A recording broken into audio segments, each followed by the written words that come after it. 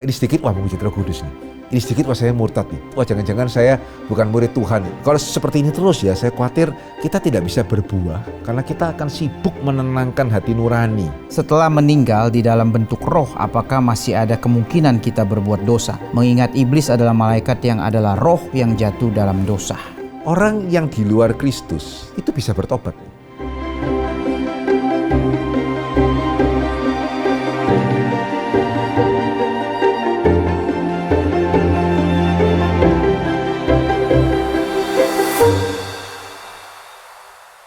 Selamat datang di Fokus Q&A, Fondasi Kekristenan untuk Semua. Program yang fasilitasi iman kita dalam mencari pengertian menuju orang Kristen yang dewasa.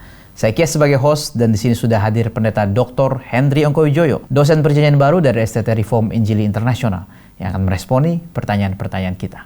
Halo Pak Hendry, kembali lagi di dalam Fokus Q&A menjawab pertanyaan-pertanyaan, dan kali ini banyak sekali pergumulan melawan dosa.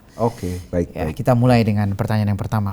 Selama ini saya memahami pergumulan Paulus dalam Roma 7 adalah dalam kondisi dia sudah bertobat. Saya pribadi banyak merenungkan ayat-ayat tersebut dan meyakini demikian. Orang yang belum bertobat, apakah mungkin ada pergumulan dengan dosa? Khususnya dalam Roma 7 ayat 11, justru setelah ada hukum dalam hati kita, baru dosa ada kesempatan untuk menipu kita. Dalam keadaan sudah bertobat, banyak kali kita jatuh dalam dosa dan bertobat lagi. Ayat-ayat itu merupakan peringatan sekaligus menguatkan saya karena saya percaya keselamatan tidak akan hilang. Tetapi ada hamba Tuhan yang juga berpendapat bahwa waktu itu kondisi Paulus belum bertobat. Maksudnya Paulus sudah membicarakan dia yang belum bertobat di Roma 7, oke? Ayat yang dipakai adalah Roma 7 ayat 25. Paulus bergumul dengan dosa selama hidupnya sebelum bertobat yang dia catat dalam pasal 7. Lalu dia mengucap syukur karena telah dilepaskan dari pergumulan tersebut oleh Allah. Mendengar tafsiran ini saya mulai berpikir, apakah berarti orang Kristen sejati tidak ada pergumulan tersebut? Mengapa saya terus bergumul, misalnya dalam ketidaktaatan atau kemalasan? Apakah artinya orang yang masih bergumul belum diselamatkan? Dan apakah orang Kristen sejati ditandai dengan 100% tidak ada pergumulan lagi? Lalu untuk apa kita berdoa mohon pengampunan kepada Tuhan, misalnya dalam doa Bapa kami? Bukankah Yesus waktu itu mengajar doa tersebut kepada murid-muridnya? Apa karena waktu itu murid-muridnya dalam kondisi belum percaya? Apakah murid-murid Yesus dianggap baru percaya setelah kebangkitannya? Baik, ya terima kasih ya. Itu pertanyaan yang cukup mendalam, kalau bisa dikatakan cukup akademis bahkan. Iya, jadi Roma 7 bagi mungkin pendengar kita ya, itu adalah satu pasal di dalam Alkitab yang paling gamblang ya, berbicara mengenai pergumulan di dalam dosa. Dan memang di dalam sejarah penafsiran dominannya adalah diamini Paulus sedang menceritakan kondisinya dia setelah menjadi orang Kristen. Agustinus juga meyakini itu, Calvin juga meyakini akan hal itu gitu ya. Tetapi bukan itu satu-satunya penjelasan, meskipun saya bilang itu yang mayoritas di sepanjang sejarah. Nah, belakangan mulai kemudian yang mengamini Paulus dan menceritakan pergumulannya dia sebelum menjadi orang Kristen, malah yang sebetulnya lebih, atau at least mulai banyak. Sehingga kalau saya menebak ini ya, jangan-jangan hamba Tuhannya yang menafsirkan ini masih muda nih, jangan-jangan gitu ya. Nah gini, itu akan menjadi perdebatan yang panjang, meskipun tadi sudah disinggung ya. Dasarnya di Roma 7 ayat yang ke-25, sebetulnya 24 dan 25 gitu ya. Roma 7:24 kan berbunyi, aku manusia celaka. Siapa yang akan melepaskan aku dari tubuh maut ini? Ya 25-nya mengatakan syukur kepada Allah oleh Yesus Kristus Tuhan kita. Ya sehingga itu kenapa salah satu argumentasi yang mengatakan Paulus sedang berbicara mengenai kehidupan sebelum dia percaya, ya karena ini ya itu dulu. Yang sekarang itu di Roma 8 yang dipimpin oleh Roh Kudus. Ya Roma 7 Paulus bicara mengenai kehidupan yang dulu itu dasarnya. Nah, begini, saya rasa akan terlalu teknis ya kalau kita saling melihat kelebihan kekurangan dari kedua pandangan itu. Tetapi yang pasti, tafsiran manapun yang benar, gitu ya, tidak harus implikasinya seperti tadi yang dikhawatirkan. Ya berarti kalau ayat ini berbicara mengenai unbelievers, berarti believers tidak ada pergumulan ya? Loh ya tidak. Ya karena ayat yang bicara mengenai pergumulan melawan dosa kan bukan cuma ini. Ya pasal ini yang paling jelas, tetapi kan banyak pasal yang lain. Bahkan yang menarik ya, kalau kita mundur sedikit di pasal ke-6 mulai 17 ya. Syukur kepada Allah, dahulu memang kamu hamba dosa. Sekarang kamu dengan segenap hati telah menaati pengajaran yang telah diteruskan kepadamu. Kamu telah dimerdekakan dari dosa dan menjadi hamba kebenaran. Ini sudah kan? Betul ya? Tapi ternyata di ayat yang ke-19 dikatakan tetap harus bergumul. Ya, aku mengatakan hal ini secara manusia karena kelemahan kamu. Sebab sama seperti kamu telah menyerahkan anggota tubuhmu menjadi hamba kecemaran dan kedurhakaan yang membawa kamu kepada kedurhakaan, demikian pula kamu sekarang harus menyerahkan anggota tubuhmu kepada hamba kebenaran. Harus menyerahkan, berarti tidak otomatis. Ya, meskipun dikatakan di atasnya bahwa mereka sudah menaati pengajaran keselamatan di dalam Kristus, mereka sudah dimerdekakan dari dosa, tetap mereka harus bergumul. Dan ya sebetulnya di dalam setiap surat Paulus itu kenapa Paulus tetap mendorong kan, hati-hati ini nih, tinggalkan itu nih, kamu mesti saling mengasihi. Ya karena memang itu tidak otomatis. Ya sehingga bahkan kalau andai kata pun Roma 7 berbicara mengenai kehidupan orang yang belum diselamatkan, sama sekali tidak berarti orang yang sudah selamat tidak mengalami pergumulan. Ini yang pertama. Ya, jadi no worry gitu ya. Saudara bergumul di dalam dosa itu sesuatu hal yang bukan menunjukkan bahwa kita belum orang percaya. Ya, tapi juga yang kedua ya, bukan berarti kemudian orang yang belum percaya tidak bisa bergumul atas dosa. Ya tadi kan yang dikutip lagi tadi saya ingat Roma 7 ayat yang ke-11. Sebab dalam perintah itu dosa mendapat kesempatan menipu aku. Oleh perintah itu ia membunuh aku.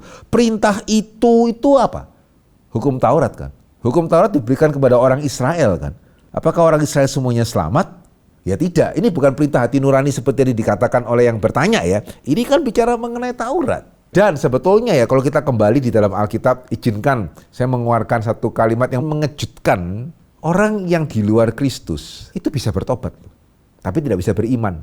Wah, orang di luar Kristus bisa bertobat. Loh ya, kalau kita mendefinisikan pertobatan sebagai berbalik arah, kan definisinya itu ya. Pertobatan itu kan artinya saya berbalik arah.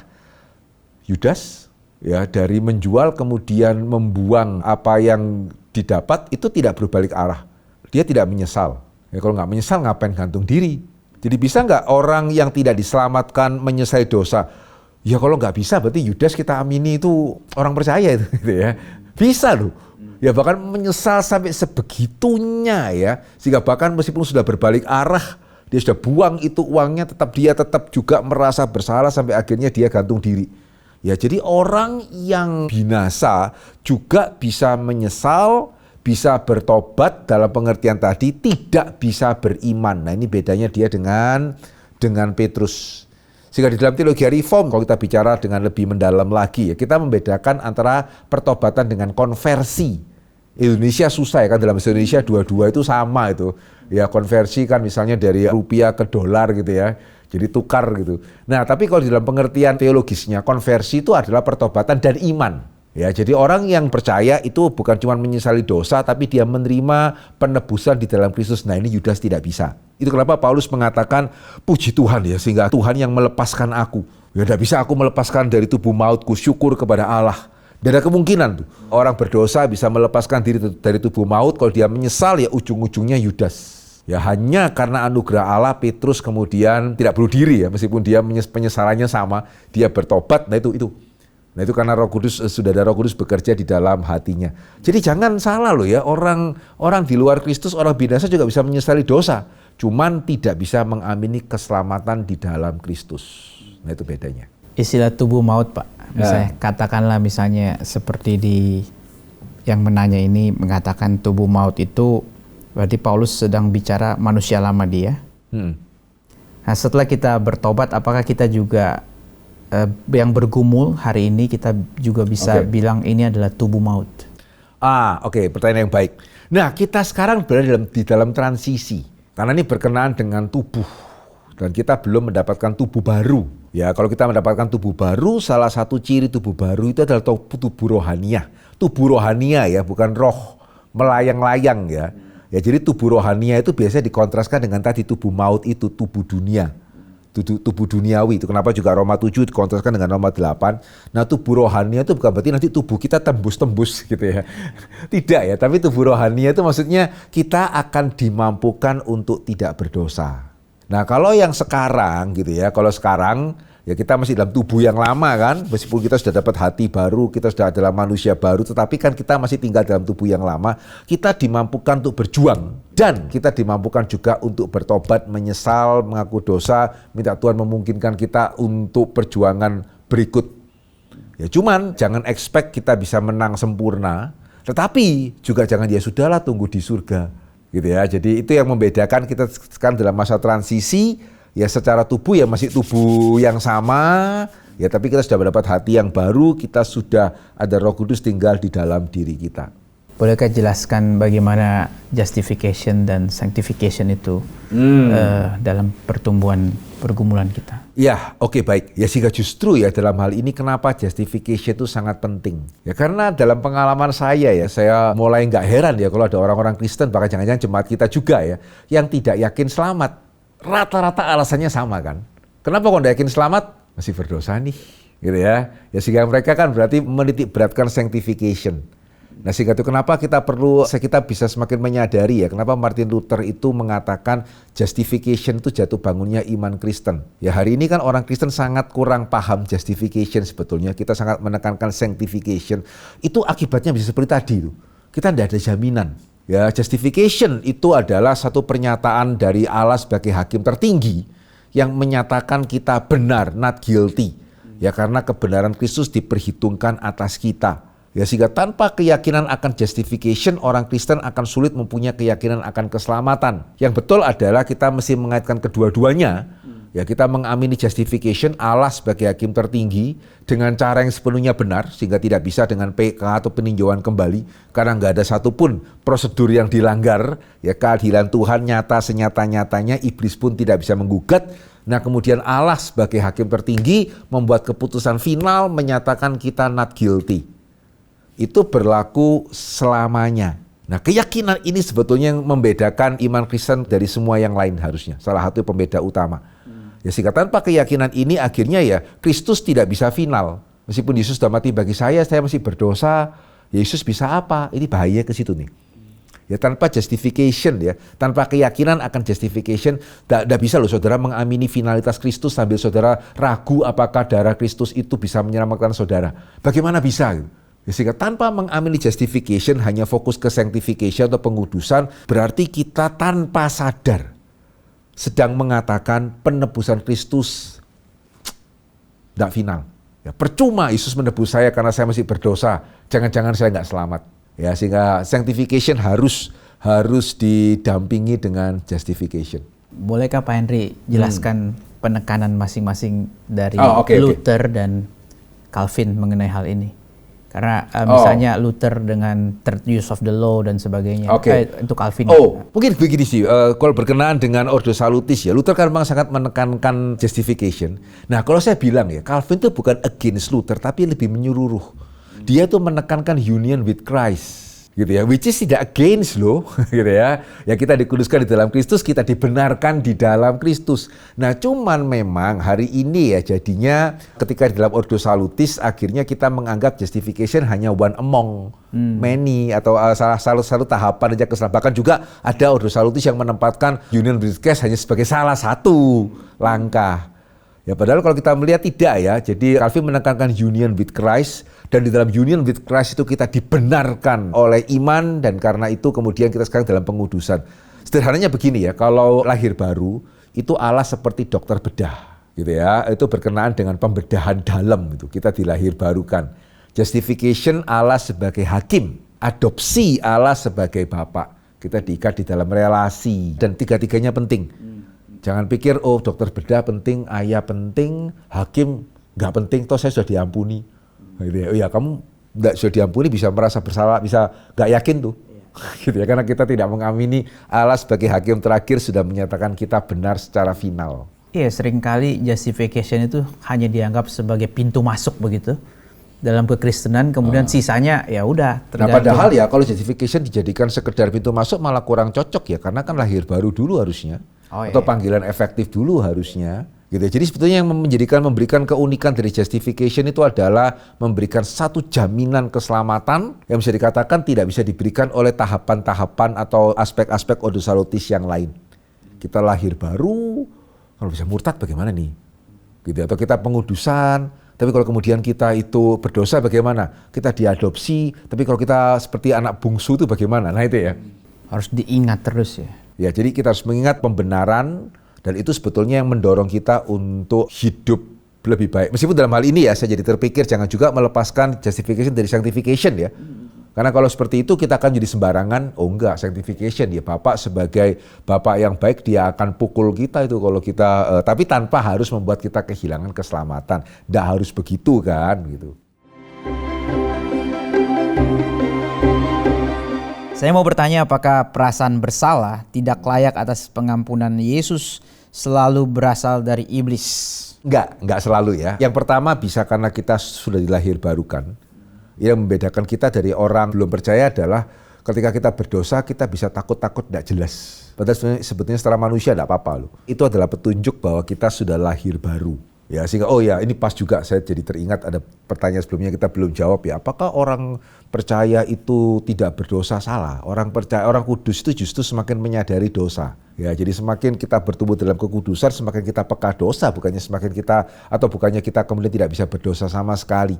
Ya, jadi perasaan bersalah bisa karena datang dari Roh Kudus, bahkan bukan cuma hati nurani ya. Hati nurani saudara langgar 3-4 kali sudah berhenti itu. Tapi kita kan tidak ya, kita terus merasa susah hati ya karena bukan cuma hati nurani menegur kita tapi Roh Kudus.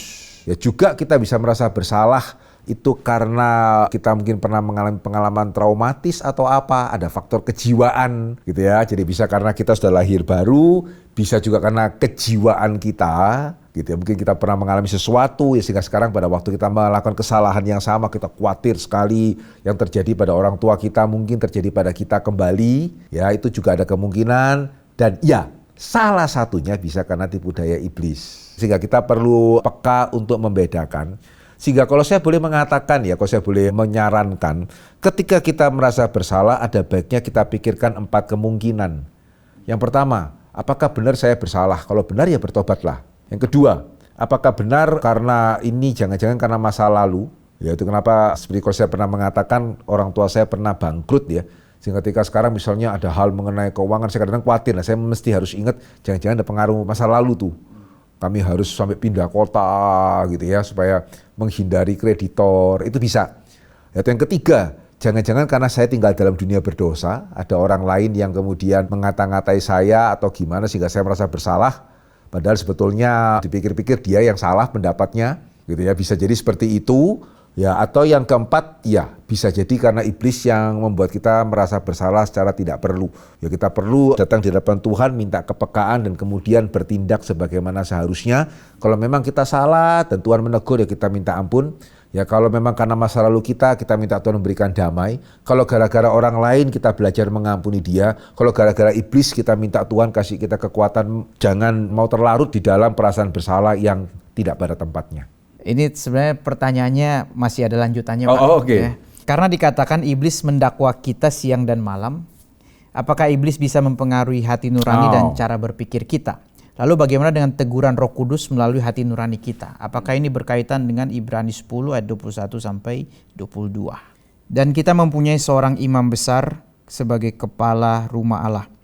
Karena itu marilah kita menghadap Allah dengan hati yang tulus ikhlas dan keyakinan iman yang teguh. Oleh karena hati kita telah dibersihkan dari hati nurani yang jahat dan tubuh kita telah dibasuh dengan air yang murni. Oh, kalau ayat ini berarti sebetulnya malah kontra ya. Gitu ya, ayat ini justru memberikan kepada kita tuh suatu keyakinan bukan perasaan bersalah. Ya, jadi nah ini bedanya ya. Salah satunya kan tadi saya mengatakan perasaan bersalah bisa berasal dari Roh Kudus. Itu adalah perasaan bersalah yang membawa kepada pertobatan, bukan yang berlarut-larut. Ya, sehingga perasaan kita yang bersalah yang tidak jelas. Karena sebetulnya secara manusia saya nggak ketahuan, kita justru itu adalah tanda kita harus datang kepada Tuhan, minta ampun dan kemudian kita mendapatkan pengampunan sehingga kita bisa menghadap Allah dengan hati yang tulus ikhlas. Ya, jadi kalau Ibrani 10 ini cocoknya dikaitkan dengan yang pertama tadi. Ya, karena memang teguran Tuhan.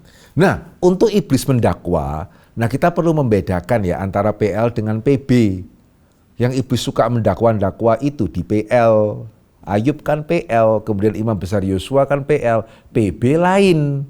Ya coba kita lihat ya, kalau PB itu di dalam Roma pasal yang ke-8, ayat yang ke-33, dikatakan apa? Siapakah yang akan menggugat orang-orang pilihan Allah? Allah yang membenarkan mereka? Ya itu artinya ya tidak ada. Ya, iblis sudah tidak bisa sekarang menggugat kita. Iblis bisa menipu daya. Nah ini. Ya karena kalau gugat berarti kan dia di hadapan Tuhan menyalahkan kita. Ya, tetapi kalau menipu daya, ya dia tanpa harus di hadapan Tuhan sih. Ya, dia mengatakan, wah kamu kalau begitu ya nggak mungkin diterimalah. Ya kamu kalau seperti ini ya bukan anak Tuhan. Nah ini kenapa kita harus kembali kepada firman ya. Sehingga kita bisa peka, oh enggak kok ini apa yang dikatakan bertentangan dengan firman. Ini bukan suara Tuhan.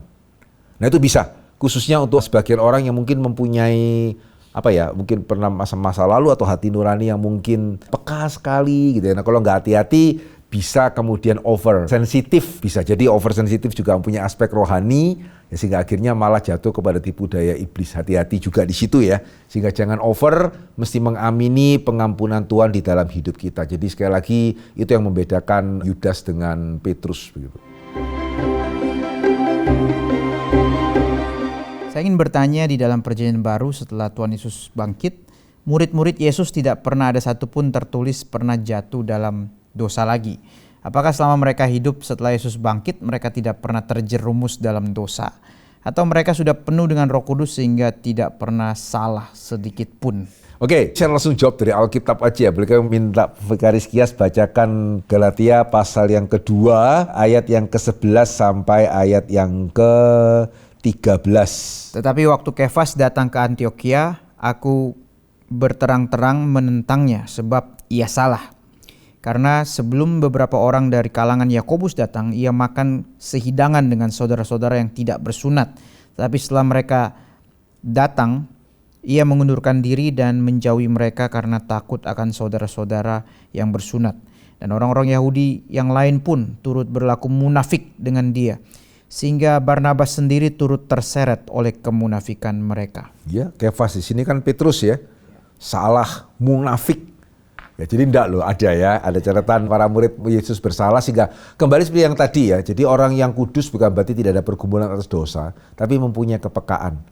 Ya, sehingga kalau saudara bisa terlanjutkan satu ayat lagi gitu ya, ayat yang ke-14, Paulus dengan berani menegur Kefas dan Barnabas di depan umum. Ya, dan kalau kita percaya surat Petrus benar-benar berasal dari Petrus, which is kita percaya itu gitu ya. Ya benar-benar Petrus mengakui loh, dia menerima Paulus tuh. Ya, dia menyebutkan surat Paulus ini berbobot ya, ada yang sulit gitu ya. Ya, jadi dia tidak tersinggung ya karena memang dia salah ya. Jadi dan dia tetap menghargai Paulus yang menegur dia di depan umum, padahal kan dia itu seniornya ya gitu ya. Kok dibandingkan dengan Paulus. Ya, jadi ada ya, tetap para murid Yesus atau semua orang kita, semua kita selama di dunia belum ada yang bisa sama sekali tidak berdosa. Hanya Kristus itu satu-satunya yang tidak berdosa. Saya ingin bertanya, setelah meninggal di dalam bentuk roh, apakah masih ada kemungkinan kita berbuat dosa? Mengingat iblis adalah malaikat yang adalah roh yang jatuh dalam dosa. Oke, ya, saya bersyukur ya. Pertanyaan sesi ini di satu sisi kan basic dosa gitu ya. Tapi ada sisi-sisi yang selama ini belum pernah ditanyakan ya, dan baik sekali.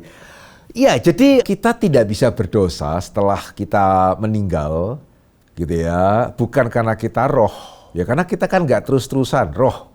Gitu ya. Kita kan nanti akan mendapatkan tubuh baru. Apakah waduh celaka ini? Kalau saya roh nggak bisa berdosa, begitu saya dapat tubuh baru malah bisa berdosa. Ya tidak. Ya, sehingga yang tadi saya katakan ya, pada waktu kita sudah mendapat tubuh baru, salah satu aspek dari tubuh baru itu adalah tubuh rohaniah. Yang berarti tubuh yang sungguh-sungguh bisa ikut kepada pimpinan Roh Kudus. Sehingga pada waktu itu ya, kita tidak bisa berdosa dalam pengertian kita tidak mau berdosa. Dan kita mempunyai kemampuan untuk mewujudkan ketidakmauan kita berdosa. Sementara hari ini kita tidak mau berdosa, ya, tetapi seringkali kita masih gagal. Itu kenapa kita bergumul melawan dosa. Ya, jadi kita tidak bisa berdosa bukan karena kita roh. Ya, amin. Iblis kan roh bisa berdosa gitu ya. Kita tidak bisa berdosa karena kita tidak mau dan kita sudah dimampukan untuk bisa mewujudkan ketidakmauan kita berdosa setelah kita meninggalkan dunia ini, termasuk apalagi khususnya juga nanti setelah kita menerima tubuh yang baru. Mohon bisa dijelaskan Ibrani 6 ayat 4-6 dan Ibrani 10 ayat 26. Apakah ini mengacu ke orang percaya yang jatuh dalam dosa berulang-ulang atau mengacu ke orang percaya yang pada akhirnya meninggalkan keselamatannya dan tidak percaya kepada Tuhan? Apakah ayat-ayat tersebut sama artinya dengan Ibrani 12 ayat 17 yang mengatakan Esau tidak mendapat kesempatan untuk memperbaiki kesalahannya? Ya, Ibrani 6 ayat 4-6. Sebab mereka yang pernah diterangi hatinya, yang pernah mengecap karunia sorgawi, dan yang pernah mendapat bagian dalam Roh Kudus, dan yang mengecap firman yang baik dari Allah dan karunia-karunia dunia yang akan datang, namun yang murtad lagi, tidak mungkin dibarui sekali lagi sedemikian hingga mereka bertobat. Sebab mereka menyalibkan lagi anak Allah bagi diri mereka dan menghinanya di muka umum. Ya, sehingga kalau saya boleh mengatakan secara konteks cukup jelas ini berbicara mengenai murtad. Ya, bukan bicara mengenai aduh saya sudah pingin untuk hidup kudus kok jatuh lagi gitu ya, atau saya sudah berusaha sabar kok marah lagi begitu ya. Tidak ya. Ini jelas berbicara mengenai kemurtatan. Tetapi saya ingin mengajak kita mengkombinasikan ayat itu dengan pasal ke-6 Ibrani ayat 9. Sedikit kita lihat di bawahnya ya. Ya, tetapi hai saudara-saudaraku yang kekasih, sekalipun kami berkata demikian tentang kamu, kami yakin bahwa kamu memiliki sesuatu yang lebih baik yang mengandung keselamatan. Ya berarti ya, nah ini yang kita perlu untuk sadari, penulis surat Ibrani mengeluarkan kata-kata keras tadi bukan karena dia yakin mereka bakal murtad, tetapi karena dia yakin mereka tidak akan murtad. Ya, jadi antara bisa dan akan kita mesti bedakan. Orang Kristen bisa murtad nggak? Ya bisa lah. Akan murtad nggak? Nggak. Kenapa? Ada pertolongan Roh Kudus, ada Tuhan pakai mimbar. Itu kenapa ya? Mimbar yang hyper grace itu sangat bahaya. Kita itu benar-benar seperti orang tua yang karena mengasihi akhirnya kita beri anak kita semua makanan yang dia suka tanpa ada batasan sama sekali. Ya, dan menuruti segala keinginan mereka in the name of love. Anak seperti itu akan jadi seperti apa? Ya, itu bahaya sekali. Saya akan kasihan sama anaknya gitu ya. Meskipun anak itu kan senang-senang aja pada waktu dia anak. Gitu ya, itu bahaya sekali. Ya, sehingga Tuhan justru memakai teguran, Tuhan memakai Roh Kudus dalam hati nurani kita gitu ya untuk menjaga kita. Sehingga apakah orang Kristen bisa murtad? Ya bisa. Apakah orang Kristen akan murtad? Tidak. Ibrani 6, 4-6 itu sangat terkenal Vikaris Kias. Tapi ayat 9 biasanya jarang gitu. Ya, sehingga sama ya saudara, kenapa memperingati anak dengan keras supaya jangan main-main api? Ya karena anak bisa main api, tapi juga karena kenapa saudara memperingati? Karena saudara yakin anak tidak akan main api kalau saudara peringati. Kalau saudara yakin setelah anak itu saudara peringati dia, setelah saudara pergi dia akan nyalakan kompor, saudara tidak akan peringati dia, saudara akan kunci kompornya. Gitu ya. Ya tapi karena saudara kenal anak saudara, maka setelah saudara tegur atau ingatkan dia dengan sangat sungguh-sungguh, saudara tidak perlu merasa perlu mengunci atau menyembunyikan kompor, saudara bisa meninggalkan rumah dengan tenang. Ya karena saudara yakin anak saudara akan mendengarkan saudara. Itu berbicara mengenai kemurtatan, tapi bukan berarti menunjukkan orang Kristen akan murtad. Bisa murtad, tapi tidak akan murtad kalau dia sungguh-sungguh adalah orang percaya. Saya ingin bertanya, bagaimanakah dosa menghujat Roh Kudus itu? Apakah ketika berbuat dosa, lalu kita teringat Roh Kudus, itu sudah termasuk menghujat? Jika ya, apakah seseorang itu masih berguna hidup dalam kebenaran jika dia sudah menghujat Roh Kudus? Oke, karena kan sudah final gitu ya. Iya, saya percaya bukan kebetulan ya kok bisa tiba-tiba banyak yang nanya mengenai pergumulan atas dosa. Sebetulnya terkait juga ya dengan tadi yang pertanyaan Vikaris Kias ya. Ya saya nggak tahu apakah kalau misalnya memang dirasa perlu, apa kita mungkin perlu membuat lecture lagi khusus berkaitan dengan predestinasi dan ordo salutis. Ya karena meskipun di satu sisi ya saya rasa bukannya nggak ada baik ya kalau kita khawatir kita berdosa kehilangan keselamatan ya kan, ini kan semua kan sama nih, murtad lah, menghujat Roh Kudus, final lah, bagaimana gitu ya. Ya sih dari satu sisi baik juga sih kita tidak take it for granted akan keselamatan kita. Cuman di sisi yang lain sebetulnya nggak sehat juga ya kalau kita ini sedikit wah menghujat Roh Kudus nih. Ini sedikit wah saya murtad nih, ini sedikit wah saya dibesarkan oleh Ibrani nih, ini sedikit wah jangan-jangan saya bukan murid Tuhan ya karena murid Tuhan tidak bisa berdosa. Ini agak sedikit, kalau seperti ini terus ya saya khawatir kita tidak bisa berbuah karena kita akan sibuk untuk menenangkan hati nurani. Ya apa yang membuat di dalam sejarah ya reform itu lebih berdampak budaya ketimbang Lutheran. Ya karena Lutheran setelah Melanchthon itu mengamini keselamatan masih bisa hilang, meskipun Luther tidak. Sementara Calvin itu tidak bisa hilang. Sehingga itu kenapa dia punya waktu banyak untuk mengerjakan hal yang lain. Ya karena kalau keselamatan bisa hilang, waduh ya ini kan paling penting nih, ini kan kekal. Ya kita mesti memastikan ini sehingga akhirnya segala effort untuk memastikan keselamatan tidak bisa hilang. Nah, kalau kita mengamini keselamatan itu tidak bisa hilang, ya meskipun tetap ya jangan kemudian kita sembarangan ya. Tapi kalau kita sudah secara dewasa memastikan keselamatan tidak bisa hilang, kita bisa pakai effort kita untuk mengerjakan hal yang lain. Ya tidak terus kemudian hidup dalam ketakutan. Ya, saya menghujat Roh Kudus, saya murtad, saya seperti Ibrani 6 tadi gitu ya. Karena ini kok heran ya bisa tiba-tiba banyak pertanyaan yang mengarah ke arah ini begitu. Ya sehingga saudara sebagai jawabannya ya tidak ya, karena dalam Alkitab itu kan menghujat Roh Kudus itu kan di Injil, itu kan Yesus katakan kepada orang Farisi, ahli Taurat yang tidak menghujat Roh Kudus secara langsung. Mereka menghujat Tuhan Yesus, ya kan? Beelzebul itu konteksnya. Ya, jadi orang yang menghujat Roh Kudus bukan orang yang mudah mengatakan saya tidak percaya Roh Kudus. Atau apalagi tadi ya, saya dosa teringat Roh Kudus menghujat nih. Tidak, tetapi orang yang menyangkal Yesus, ya padahal dia sudah di gereja lama, dia sudah tahu banyak hal, terus dia membuang imannya dan bahkan kemudian mengejek-ngejek. Ya kalau dikatakan ini lebih dari sekedar murtad ya, ini yang ya Ibrani katakan tadi ya, menginjak-injak. Ya bahkan kalau sekarang langsung buat video menjelek-jelekkan Yesus supaya dia diterima gitu ya. Itu yang sebetulnya orang yang menghujat Roh Kudus. Ya, jadi bukan kalau kita berdosa terus ingat Roh Kudus. Ya, itu jawabannya ya. Kita ada lecture yang doktrin keselamatan. Bagi yang masih ada keraguan boleh lihat lecture itu, dan kalau memang dirasa perlu mungkin kita akan coba buat khusus lecture mengenai kepastian keselamatan ya. Itu sepertinya kok ya hari ini ada dua ekstrim sih. Ekstrim pertama hyper grace tadi. Ya tapi juga ya pasti jangan sampai jatuh ke sana. Tapi sekali lagi juga nggak sehat kalau kita terlalu khawatir kalau kita under grace ya. Jadi jangan hyper grace, jangan under grace gitu ya. Proper grace saja gitu ya. Jadi kita harus proper grace. Oke, terima kasih Pak Ya, untuk jawabannya. menjadi berkat, Tuhan memberkati. Kita bersyukur pertanyaan-pertanyaan sudah dijawab. Tapi kalau saudara masih mempunyai pertanyaan yang lain, silakan mengirimkan pertanyaan Anda melalui WhatsApp atau komen di YouTube. Link kelas fokus episode 1-25 yang membahas dari penciptaan sampai eskatologi bisa didapatkan di dalam kolom deskripsi. Jika saudara mendapat berkat dari program ini, silakan share kepada yang lain. Mari kita bersama bertumbuh menjadi orang Kristen yang dewasa.